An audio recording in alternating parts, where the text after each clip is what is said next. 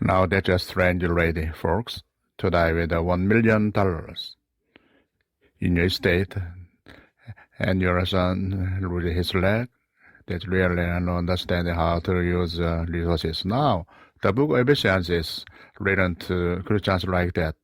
You say, well, what do you mean? What kind of Christian is like that? What kind of Christian who doesn't understand the riches that he has in Christ?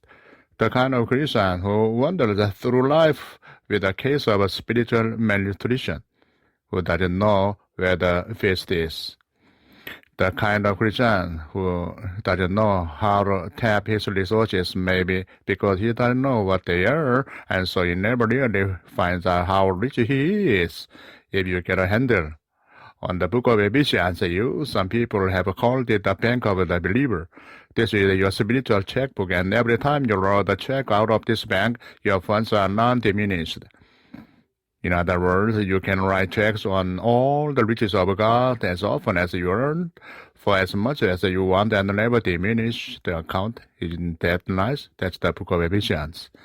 It's a book about riches. It's a book about the foolishness. It's a book about being filled with things. It's a book about inheritance. It's a book that just tells us what we own in Christ. Some have called it the treasure house of the Bible. During the Depression, I read sometime where banks were only allowing people in some cases to withdraw 10% of what they had in the bank at one time. But God's bank doesn't work like that.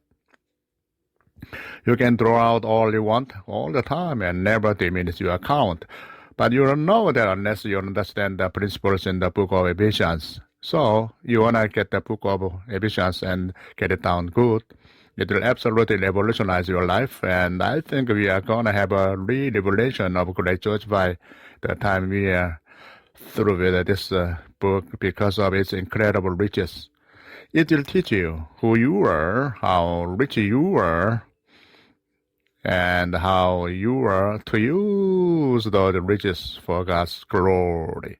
Now, I want you to see that the book is based on this kind of a thing, this idea of riches and fullness and inheritance by just a couple of illustrations. For example, chapter 1, verse 7 talks about the riches of His grace at the end of the verse. Chapter 3, verse 8 talks about the unsearchable riches of Christ. Chapter 3, verse 16, the riches of His glory. So you have the riches of His grace, the riches of His glory, and the riches of His Son. In other words, God is unloading all of His riches in the book of Ephesians. The word grace is used 12 times, and the word grace means God's unmerited, undeserved kindness and favor. Grace is behind all of His dislaveness that God pours out. So the word grace is used 12 times. The word glory